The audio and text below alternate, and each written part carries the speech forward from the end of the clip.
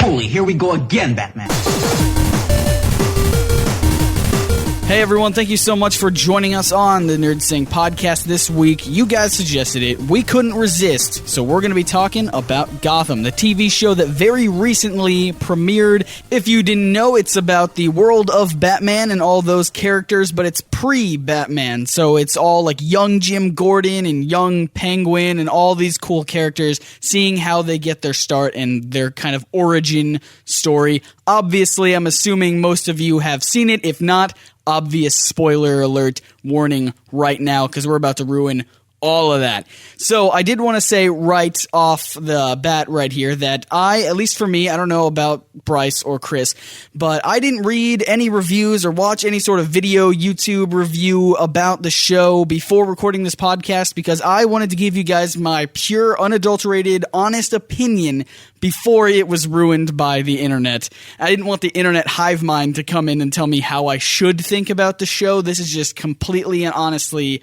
my own opinions that happen. And because of that, it's going to seem like we're Batman fanboys, because we're going to be talking about a lot of the great things, the things that we loved about the show, not so much touching on the things that we think need some work. And that's not to say that they don't do anything bad or wrong in the show.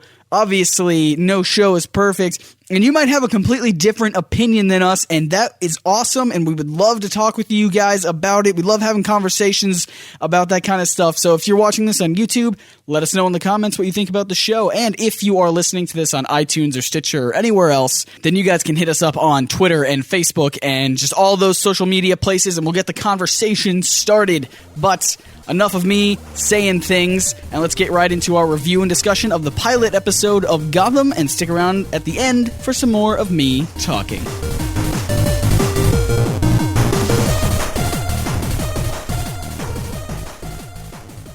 Well, let's get started, guys, talking about Gotham. I'm Scott. I'm Chris. And I'm Bryce. And how we do these spoiler cast type things in reviews, at least for the most part, is we don't really talk to each other at all after we see the thing, unless we actually see it together, like when Chris and I went and saw Days of Future Past. Or Bryce, you think you and I saw Captain America? I could be wrong on that one. We saw the Lego movie. That's the one we saw. Okay. But other than that, we see it all separately, like this TV show of Gotham, and we don't talk to each other at all.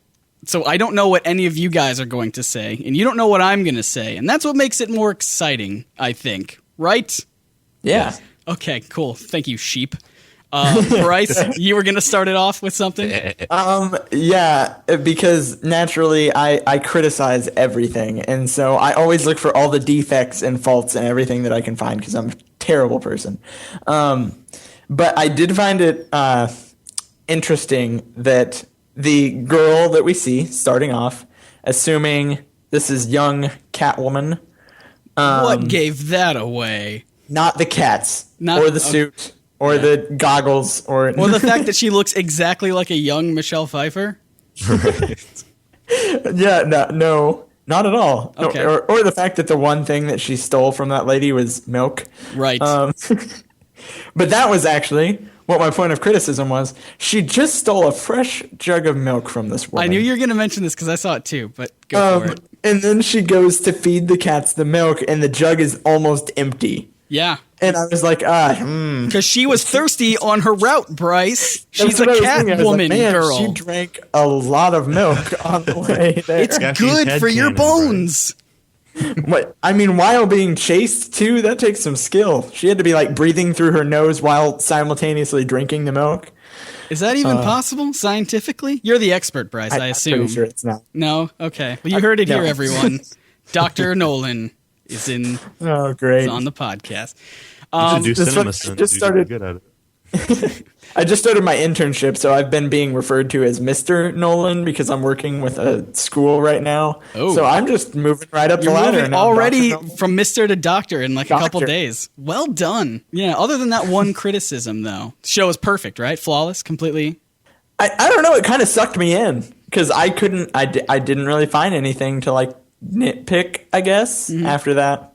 Yeah. It was just, I wasn't in it right at the beginning. So the first flub I saw, I was like, oh, error. Yeah. Picked it out. Mm-hmm.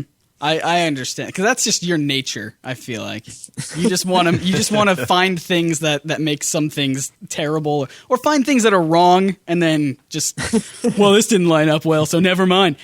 But you picked the milk thing. You didn't even pick like Poison Ivy's real name is Ivy Pepper instead of Pamela Isley. Well, also, they already told us a long time ago about that. Right. That's something that we knew going into it, because they released a whole bunch of posters and everything for it. I don't have a problem with that. I think at first people had a problem with it. I don't know if it's still a problem like with people now. I think it's fine. I don't have an issue with it. Okay, cool. Moving on. Well done, guys. I thought Chris was going to say something else about it. Well, I mean, they did tell us about it a long time ago, and I don't really see why it matters. The only thing that bugs me about it is it seems like they're jumping into their roles as villains a little soon. Like I was going to bring up my nitpick, which was the Riddler. It was almost like the show is saying, "Hey, it's the Riddler. You like that, right? Nudge, nudge. That's pretty cool. He's too Riddler already. It's a bit on the nose." You know what I'm saying? Yeah. One of the biggest complaints that I hear a lot of people saying is that it was character overload in the first episode. And I get that, but at the same time, I didn't really feel like it was... I don't know, maybe it's just because I was sucked in and I'm just like, yeah, I love this world, I love it, and it's great, and I see all these characters and they're neat, but... maybe it's just, and I've heard this theory before, that it was just the opposite of what Agents of S.H.I.E.L.D. did, where they didn't really introduce any characters from the comics. Yeah. They were just like, here's all these brand new characters that you've never heard of except for Coulson, go. And then I guess Gotham was more just like, hey, here's everybody that we can think of that we can try to put in the comics in this one episode, and their polar opposite goes at the pilot episode, but maybe people will like it more. I don't know, but I didn't have a problem with the character overload. I thought it was pretty good. But I do see your point about Riddler just being like, hey, here he is. I thought he was going to have a bigger part in the pilot, but he was there for like 2 lines and just be like, hey, here's a riddle, so you know I'm the Riddler. Ha ha ha. Okay, exactly. Now that we've gotten past that, can you point out which one was the Riddler? Bryce! I missed it. It was so obvious. I thought I got everyone, but he's the one I missed. He was he was like the forensic guy at GCPD who was like, oh gosh. Yeah, I was just so thrown off by how awkward he was that I was like, okay, this is an interesting character. Yeah. Well, because they even said, like, no riddles, Nigma. Yeah. I want to talk about the casting of this thing, because I thought it was so good. Penguin, I forget the guy's name who plays Penguin, but he was so amazing in it. He was my favorite character by far. He was fantastic. Is that who everyone chooses as their favorite character? Yes. I think so, because, I mean, he pulls it off really well. I'm kind of used to the animated Batman Penguin, who's really overweight. Yeah. But I think, honestly, like, the way that they've already built up his character, though, like, he's being stepped on. He's, like, the lowest of the low right now. Yeah. But he's kind of, like, you can tell that he wants to be the big shot. Absolutely. So. I want more of it. I want more of Penguin's story. He's the perfect character to throw in these early years of Gotham, because he is going to be around to see how everything changes, and that'll help him become kind of the big crime lord of Gotham eventually. I did have a storyline, or a what do you call it? Canon point to make. Sure. And that was moving on to another character, Harvey Dent. Sure. Was he in the police force before Gordon?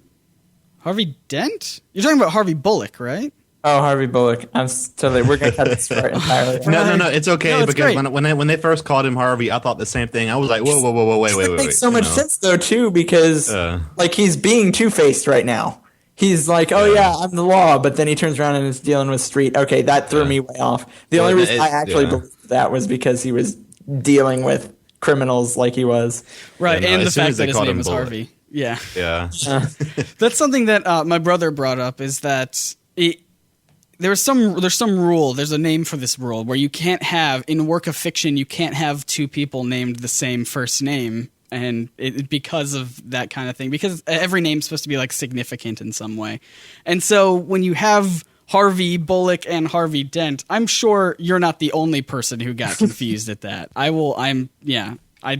think that's for the first. I mean, now that you mentioned Bullock, I do remember them calling him Bullock now. Mm-hmm. But for some reason, after the episode, I wrote down a note that was like, "Was that Harvey Dent? ? Is that Two-Face ? Gotcha.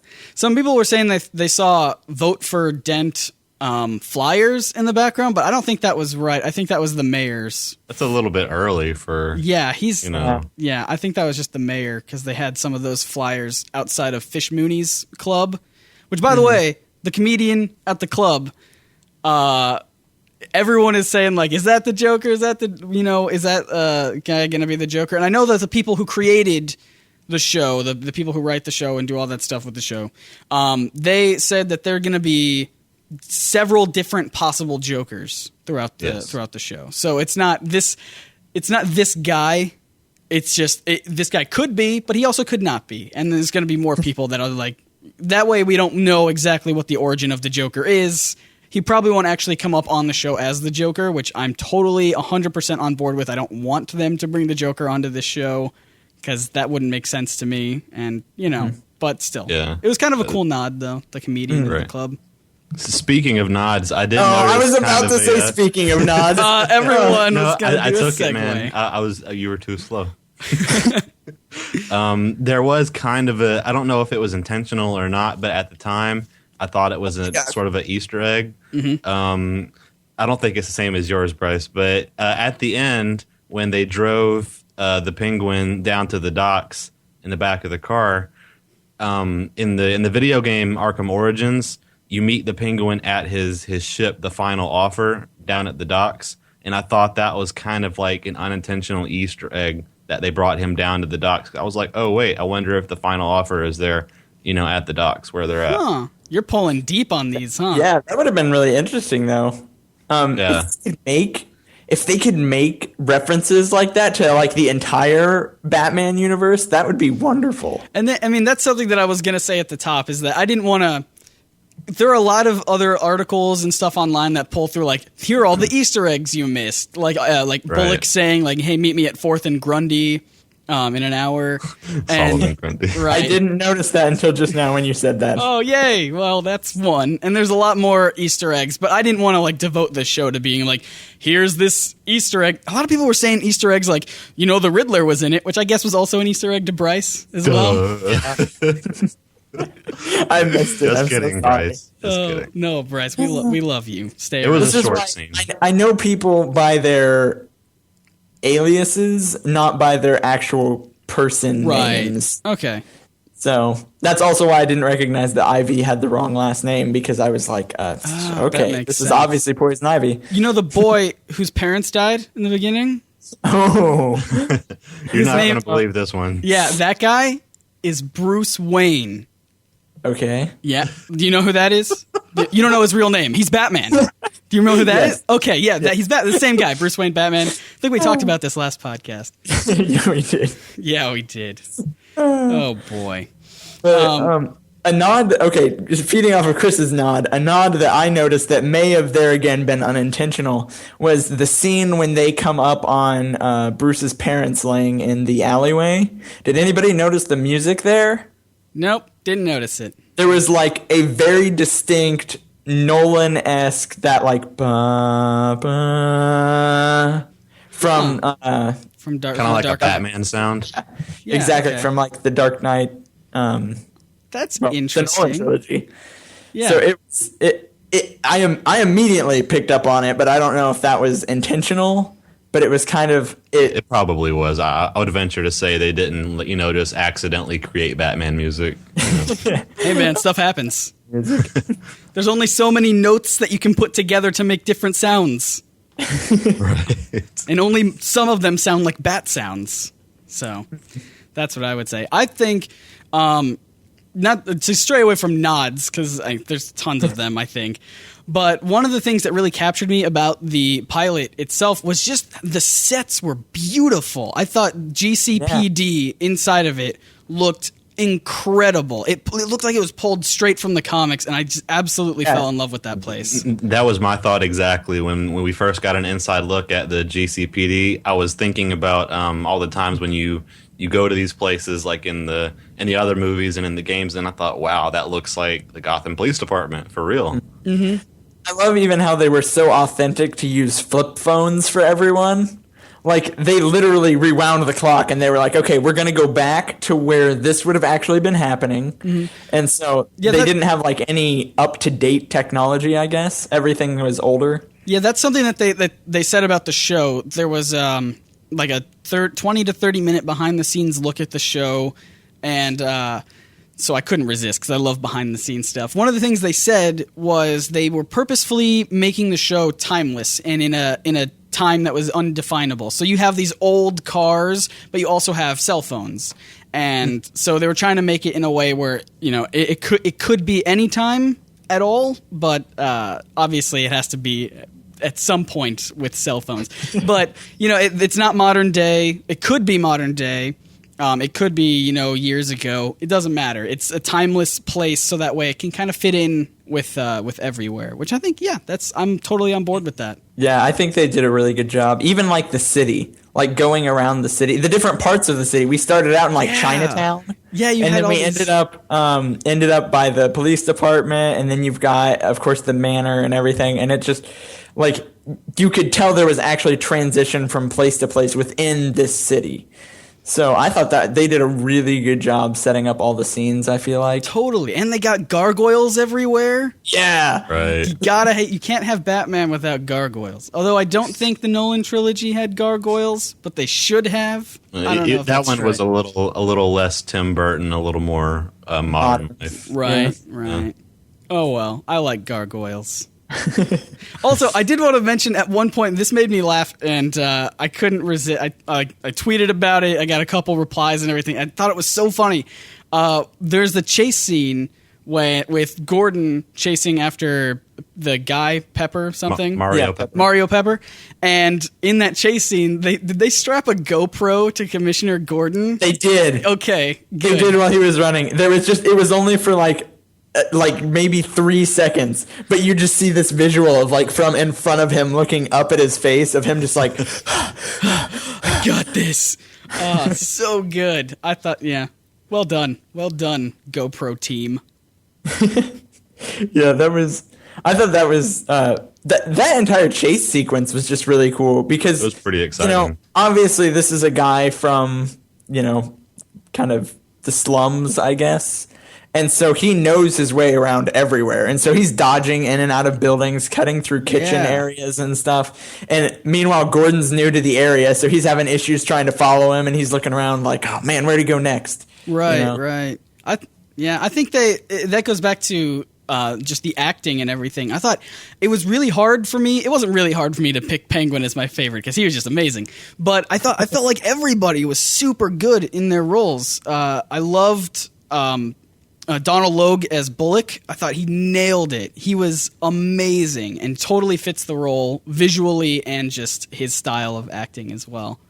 Yeah, I even liked I want to call them the minions, the thugs, that Fish's thugs. Oh yeah, Gilzine. Yeah, they actually had names. Yeah, even his character was so authentic, like when he was acting and stuff. Even like the scene when he's on the phone and he gets the command to go ahead and tie up Harvey as well. Mm-hmm. And he's just like, okay, you know, and he plays it all cool. And Harvey's like, see, not a problem here. We're going to get out. And he just beats him over the head. And I'm like, love it. Like, even his facial expressions were all just like spot on. And then Falcone comes in, and this is something that Chris, you and I were talking about. I've grown to know it pronounced as Falcone, not Falcone.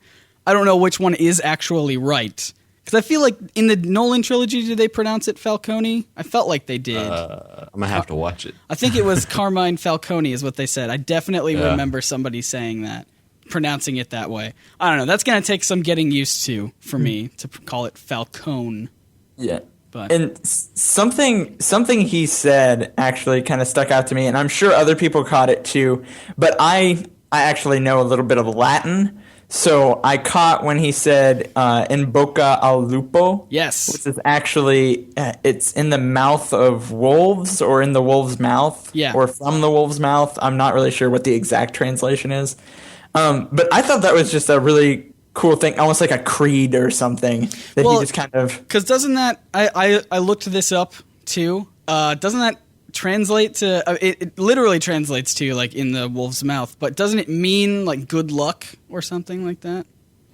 I'm not sure. I didn't look up the background on the phrase. I just looked up the phrasing. What I kind of took it as is because he was just talking to Gordon about like, do you think any good would happen if you took down the police and you took down City Hall? Like, sure, maybe you can do it, but is that going to do anything good for the city, or is it just going to make the city even worse off? Because Gotham's on a knife edge.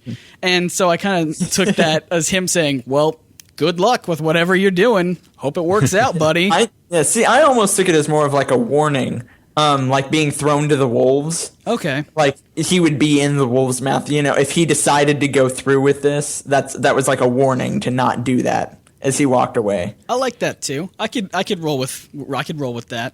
Obviously, they didn't really explain it in the show, so it's kind of like it's very dramatic, which I liked a lot.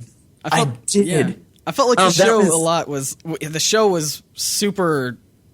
It was very dramatic. The lighting was super good. It felt like kind of a noir crime drama type of a thing, which I enjoyed a lot. I actually really, because I know we had previously talked about this, we were worried that this was going to become like an NCIS or, you know, another one of those investigative shows. Right. Law and Order Gotham. Yeah, exactly. And so I was really worried about that. But as soon as it started off and they started introducing the different characters and everything, I was like, this is actually really nice. Like, I like this. I like the drama, and I like the in-between characters. You can even see, like, relationships, either good or bad relationships, developing already. And it just... Especially with the tension between Gotham PD and that other group that I can't think of what they're called. No. The other police group. Oh gosh, dang it. What is it? It's like the high-profile place. I know what you're talking about. Dang it, man. With Montoya and Allen. Exactly. Yeah, those guys. We're going to get so many people yelling at us. It's going to be great. We'll think of it later. It'll be fine. But speaking of Montoya, and you were talking about relationships between people, you really see some tension in the relationship between Montoya and Barbara.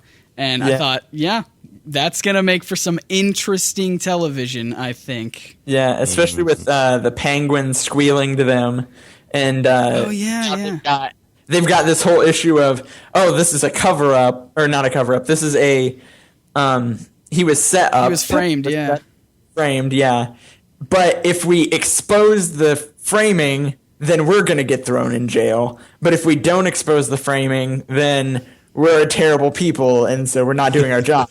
Right, so, and that's like that line that Gordon's like, well, we got to do the right thing all the time. And Bullock's like, look, that's not how this city works. You just do what's good enough and what's good by the most people, or what's good by whoever's paying the most, and then you move on with your life. Don't get caught up in it. Just enough to get by. Exactly. And that's what I felt like, and that's why I also like Donald Logue as Bullock, because I felt like he totally represents that. His acting was so good as Bullock, and he's definitely my second favorite after Penguin, but Penguin was just so good. He was. Guys. Although I have to say that I did see the not shooting him scene coming. Because I was like, well, obviously he's not going to shoot him. And then he put the gun beside his head, and I was like, well, I kind of predicted that, but all right. Well, that actually raises a question I was going to ask you guys. If how do I say this correctly so it'll make more sense? If you didn't know that this was Batman, would the show be any less good? You know, like if you remove the whole "we know this is the world of Batman" thing, you know, would the show be worse? Does that make it better somehow, knowing that this is the world of Batman?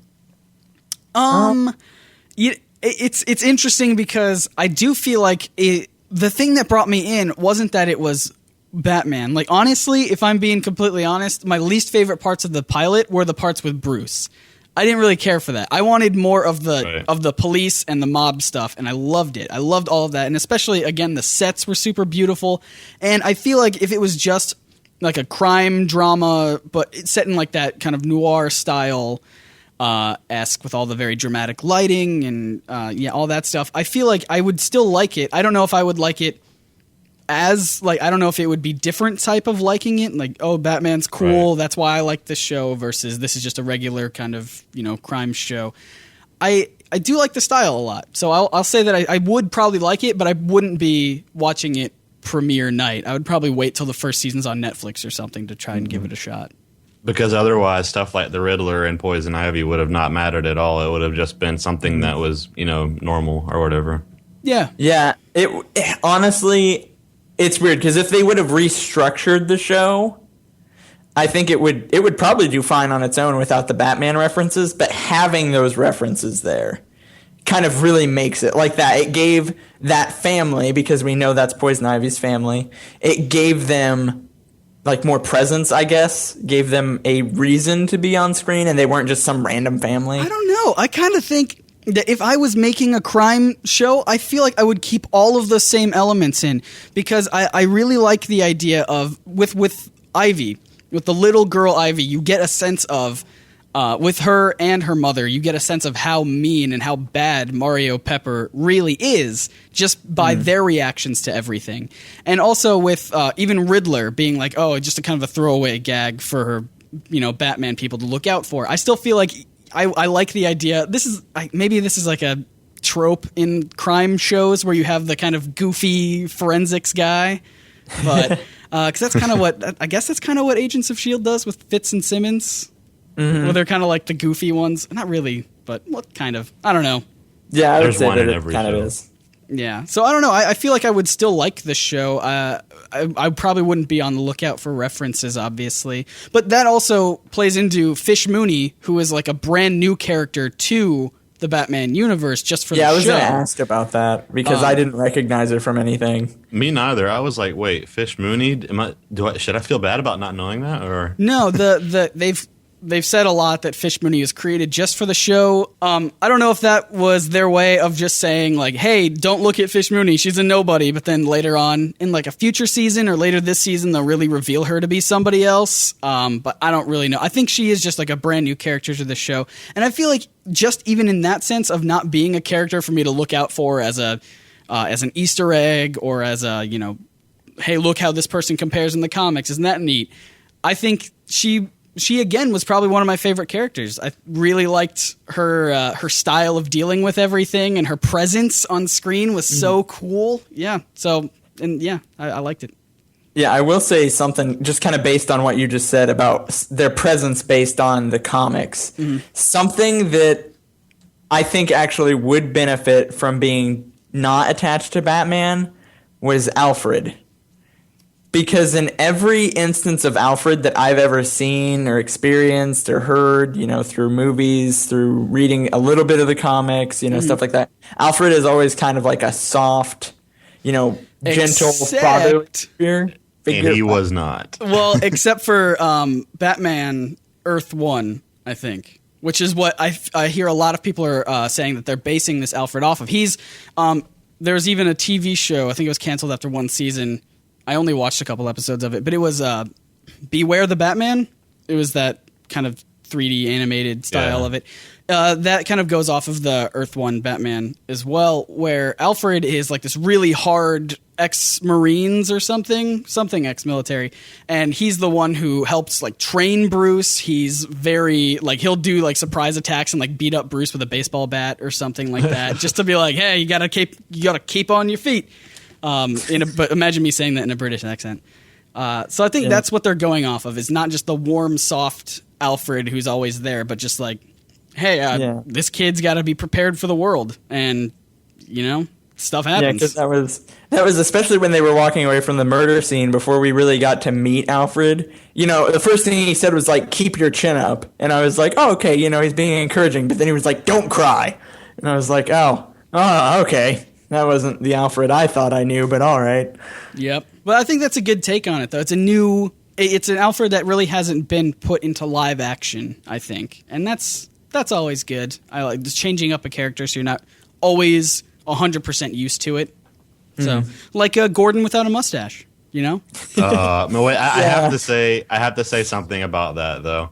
At first, I was not on board with this actor as Gordon. I don't remember his name. That's Ben bad. McKenzie? I think that's right. That sounds right. Because right. when they first announced this show, I was right on the bandwagon with, oh, this is CSI Gotham, and he doesn't look like Gordon. He doesn't have a mustache. Screw this, you know. But after seeing it, I have to say it was really good. And so somebody on the internet brought up a point that he doesn't have the wisdom yet for a mustache. You know, he's not at the full mustache level. No, you know, man. Kind of like what's his face? Gary Oldman pulls off the whole mustache look. He always has a mustache like 80% of the time. And I was like, okay, I can see that now because this is 20, 30 years from now that we're going to see full swing Batman. You know. Yeah. Here's my theory of how it's going to happen, or at least a subtle nod to him having a mustache. I feel like what they're going to do is like, hey, Gordon, you have to go undercover on a mission. He's like, all right, wear this mustache so no one recognizes you. Oh, and then maybe, not bad. And then maybe Barbara will be like, hey, you look good in that. You should grow a mustache. And he's like, and he starts like twirling the fake mustache. Like, yeah, I could do that. Yeah, and then rips it off. Nah, never. That's not me. Cut to 20 years in the future or whatever. I think that's going to happen. Mark my words. That will happen. I will laugh so hard, and the first thing I do is like just text you and be like, Scott, did you see that? Yep. And I'm just gonna die instantly on the spot. I'm like, nailed it. I'm done with life. I have nothing more to do. Oh boy. Would you guys? So we've said a lot of good things. Are there any bad things about this show? Because I know at this point it probably sounds like we're Batman fanboys, and we're just like, yeah, this show's amazing. Other than the milk being empty in the beginning, is there anything? Well, like I said, I didn't care for the Bruce stuff. I felt like that it was my least favorite stuff in the Honestly, pilot. I didn't really either, though. Like, after we saw him at the crime scene, I figured that would be the last time we would see him. Mm-hmm. Then there was the scene where he goes to the manor. Yeah. And basically has the expository scene where he's just like, okay, I'm telling you all of this stuff, don't tell anyone, and then leaves. And I was like, was that scene necessary? Yeah, I felt that too. I mean, and then we see young Catwoman again, just like up on the archway, and I'm like, she's all just right. so fascinated with this Bruce kid. Right. Well, I have to kind of second that whole point because I was talking to a coworker of mine yesterday, and I brought up Smallville and how when they made Smallville, they had a no flights, no tights rule, and I basically my whole thing is if they're going to tease Batman the entire run of this show, it's going to get old after a while. And then we're going to say, oh, is that a Batman reference? Are we going to see a bat or something? It's like, okay, come on. You know, we're never going to see him as Batman. I've even heard on the internet that after his parents were killed and he's wrapped in the blanket, everyone's like, oh, that blanket's like a cape on him. It's like pointing to him being Batman. I'm like, all right, come on. Everybody calm down about the Batman stuff, all right? No Smallville stuff, please, man. Come on. We got tired of that very early on. Yeah. Well, although I don't know who I was talking to about this, but somebody mentioned, it might have been one of you guys, I don't remember. Somebody mentioned that they think it would be cool if at the very least, sometime this season or maybe even sometime in the future, Bruce Wayne discovers the Batcave, like he falls down the well again or something, and then we see him discovering like, oh, there's this bats, and then he gets scared of bats and everything, or you know, whatever. How they do it in the comics and the movies about him falling down a well. I think that'd be neat. At least showing like, hey, the Batcave exists. It's here. He'll never use it, but there it is. So. Yeah, just kind of like a little a nod, nod, a nod, a subtle nod. A subtle nod to a boy falling down through a well into a cave of bats. What could that mean? Wink. Well, I think it would be really neat, though, if they kind of allowed it to happen, sort of like they gave us just enough to believe that when this show is over, then Batman stuff happens, almost like we could sort of headcanon connect it to one of the movies or something, you know. Yeah, okay, I like that. You have... Obviously, the show's not going to go on for 20 years until we see the little Bruce boy turn into a full-grown man who becomes a bat or whatever. I can't remember Batman's origin. He gets bitten by a bat, right? And then he turns into one? No, he's Man-Bat. We discussed this once. No, Man-Bat already exists, Bryce. Well, in all honesty, I know you said, Scott, that you didn't want to see the Joker, but they could still do the Joker because they have that whole origin where they put the Red Hood on him and he fell in the the acid and stuff, and Sure. they could still do all that and still lead into that character because he won't be the Joker for a while. Yeah, right? my only thing is I don't want them to do it. If they do it, do not do it this season. Do not Right. do it this season. Not season. I Or wouldn't that- even do it in the second season. I would wait until people are hooked on the show and then throw that curveball at them like, hey, Red Hood's here. Fun stuff's going to Right. happen. If they wanted to do that. But, Yeah. I mean, again, I don't know. I like the idea of having different possible Jokers. And then you have to kind of determine for yourself, is it this guy? Is it that guy? I don't know. And then you Because never his have... origin was never really defined anyway. Yeah, and then you just have a guessing. You never see the guy. You never see his face. If they do introduce Joker, right? He's got that red hood on, so you never really know who is the Joker.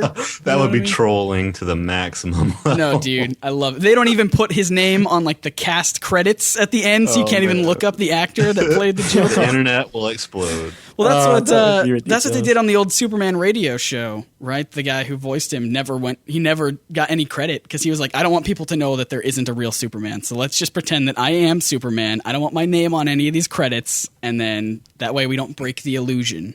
Well, now we know who it is, though, right? I assume. No? I Tell me assume. we do, I Scott. assume we do. Yes, I'll say need to yes. Okay, I will say 100% sure that we know who it is. I don't off the top of my head, but it's on the internet, so you could probably look it up. Wait, Superman doesn't exist? Bryce, no, wait. I wasn't. I didn't mean that. I have You had ruined these Christmas. clause. Oh, no, come back. He's walking away. Bryce, your headphones are still connected. What are you doing? And he fell and he's rolling around on the floor, just tangled up in wires. Bryce, you're a mess. Get your life on track. Oh, boy. Gosh. So is that? I guess we could probably end it there or something. Is there anything? Would you? We always do that. We always say this at the end of each spoiler cast. Would you recommend it? Would you recommend this show to people? I say Yeah, I'd yes. recommend it. I say absolutely. Yes, I think it's a definitely. great show. Do you have any future predictions for the show? I've already given a couple. Gordon mustache, and that's basically it. That's all I want from the show. Gordon mustache. Predictions? Not really, although with as much attention as we're giving Bruce and these little Catman. Oh my gosh. Catman. I mixed Catwoman and Batman together just then. He had a Freudian slip. Yep. Yeah.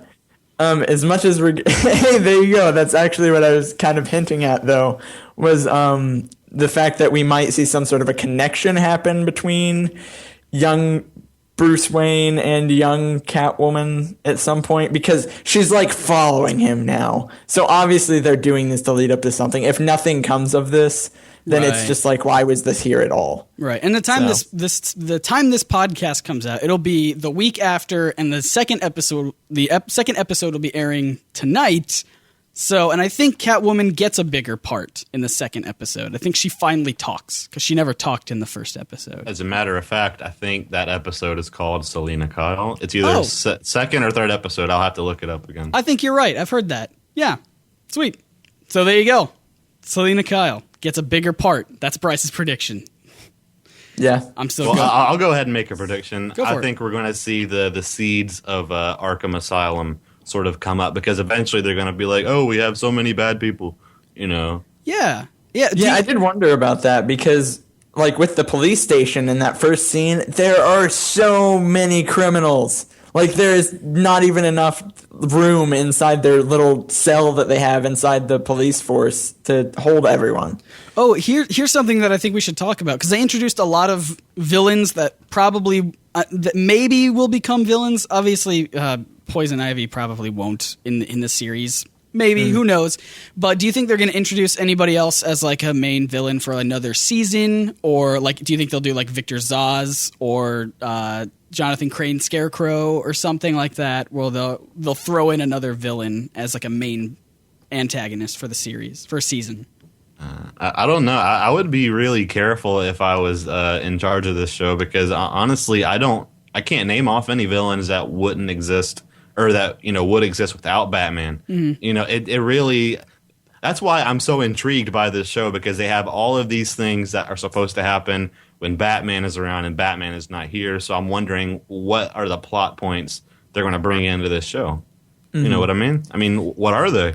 So Yeah, they really I have can't kind think of any. a... Yeah, obviously the first season is just about solving the Wayne murder, do you think Right. they're still going to have Joe Chill be there? Or do you think they're going to go... There are other interpretations of the comics where the case goes completely unsolved. So, or do you think it's going to be somebody else who kills the Waynes? I don't know. I don't know either. Time will tell, I suppose. Yeah. They could kind go of the got, Joker like, route again. Yeah. They've kind of got like a clean slate that they can really work with because we don't have a lot of pre-Batman Gotham information, do we? Not a ton, I would assume. Definitely not as obviously not as much as post year Well, yeah. 0 year Batman.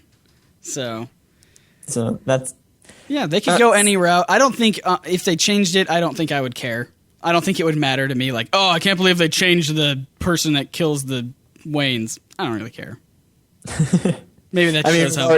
We've already discussed that Bruce being a part of the show isn't really one of the highlights. No, so. not for me. That's why I think for the later seasons, they should throw in a different plot, a different bad guy for like the second season who is, instead of doing the thing that S.H.I.E.L.D. did for a long time, which was like, here's a new villain for this episode. Okay, he's done. Here's a new villain for this Villain of the episode. week. Yeah, instead of doing that, I think they should introduce one big bad guy for each season. And then, so like maybe this season will be like, yeah, solving the Wayne murder. They introduce a ton of people already, so they don't really need anybody else. You know, you got Fish Mooney, you got Penguin, you got Riddler will probably do something, probably not as the Riddler, but he'll be there making riddles or whatever. And then the second season introduce somebody else who's the main plot as the police try to take him down. I think that'd be neat. Cool. We're all in agreement. Something that I kind of want to make a point of, although I know you said you didn't want to go through and point out all the Easter eggs. Oh, go for it. But given as how I missed the Riddler, I had an idea of another villain that popped up, but I wasn't sure if he was actually a villain or if that was just my mind playing with me, and that was the Butcher. Okay. No, I thought about that too, Bryce, believe it or not. I thought about it, and it crossed my mind, but I was like, that's a little obscure, you know. Okay. I mean, he had the like a executioner's costume, and Right. That was really ceremonial looking, and I was just like, that seems almost out of place, like they're trying too hard for a reference. I'll tell you who I thought of when I first saw that. I immediately thought of Professor Pig. And I thought about that too. Okay, yeah. I thought that was like, are they making that reference already? I don't know about that. That seems weird. But he's also, he could be a character that they introduced that's obscure that no one would probably see coming. And then and I think it would fit well in a pre-Batman world. I don't know about, I'm not super familiar with his origin in the comics. Or you know what I want to see? How does the Penguin become fat? Yeah. Well, obviously by Where's he gain stealing all this people's weight? sandwiches. I know, right? He's already started, man. The first thing he did. He's stress The first eating. thing he did. I honestly, what was that scene was almost seemed a little out of place to me. It was like, okay, I get it. You just swam across the river, but All I want to you just do killed that man. is kill a man and eat his sandwich. That's all. Is that too much to ask? I don't think Supposed to be so. a total weirdo, I guess. Yeah, I mean, I'm pretty sure the second episode opens with him killing the people that pick him up in a truck or something like that. Because they call him a penguin. Yeah. Because they call him a penguin, and he does not like to be called a penguin, guys. No, absolutely all. not. I actually really liked that aspect, though, with Fish Mooney, you know, kind of teasing him and making him rubber feet. I was like, ooh, man, that's really tense for cable television, you know? Mm-hmm. And I also, something that I thought was kind of funny about that whole scene unfolding with him killing the guy was I was like, oh, you know, he just crawled out of this river. It's obviously cold outside. He probably needs some dry clothes. No, he slit the guy's throat for a sandwich. I was like... That's a good point. He could have totally taken that guy's like vest or something. Just something that's better than wet, bloody clothes. Yeah, you're totally right. That should have been a thing. But then he wouldn't have looked like a penguin hobbling around on the street. And that was an important plot point. I didn't think about that. Was her beating his knee in? Was that actually to get him to hobble? That's what made him hobble like a penguin. I didn't realize that until just now. That's great. Did you even watch this TV show, Bryce? She called him that before I'm not very that. familiar with all these characters. She was calling him Penguin before, before she beat him. Well, She's like My Little Penguin. Right. Well, yeah, I You knew know. he was the Penguin. I got that. I just didn't recognize that her beating him in the knee with the leg of that chair made him hobble. And so, more Penguin. Yeah, but why was she calling him Penguin before she made him hobble, though?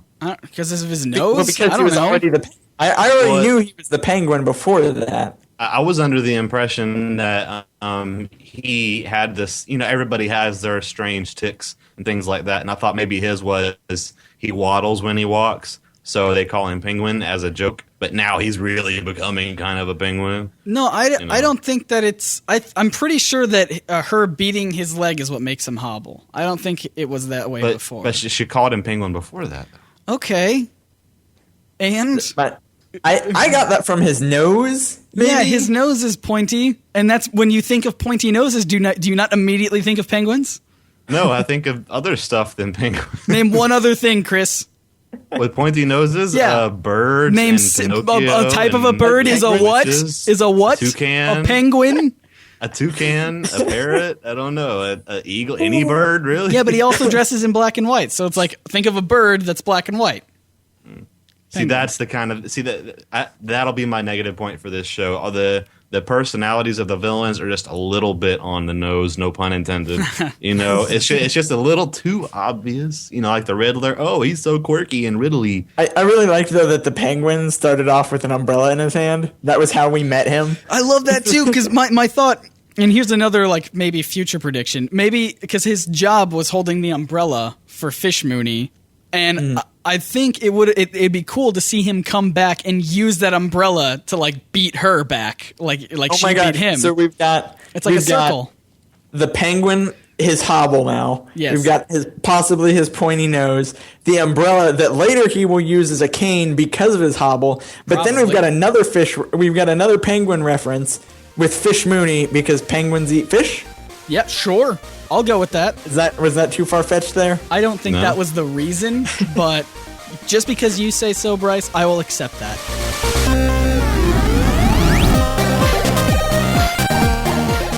So there you have it, guys. That's our opinions on it, most of them anyway. Again, as I said on the top of the show, we mostly just said a lot of great things about it. Not a lot of bad things, so I want to know your opinion on it.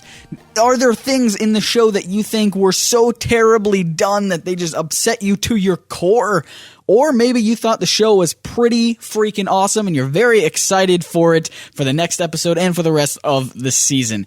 And also let us know what your predictions are for this show and what kind of things you hope happen from season to season. We'd love to hear your thoughts on that. And once again, guys, thank you so much for listening. You can find us on iTunes and Stitcher and YouTube. And hey, while you're on those places, especially iTunes, it really does help if you give us a nice review. We'd love to read those on the air if you do that. So thank you so much. And also you can find us on patreon.com/NerdSync, where we are offering some great rewards and perks for supporting the show. If you want the show to continue on for as long as it possibly can, if you like us just rambling about stuff, then go over there, check out how you can support us and get some cool stuff, some cool rewards as well. So thank you guys so much, and we will see you right here next week for more of the NerdSync podcast. See ya.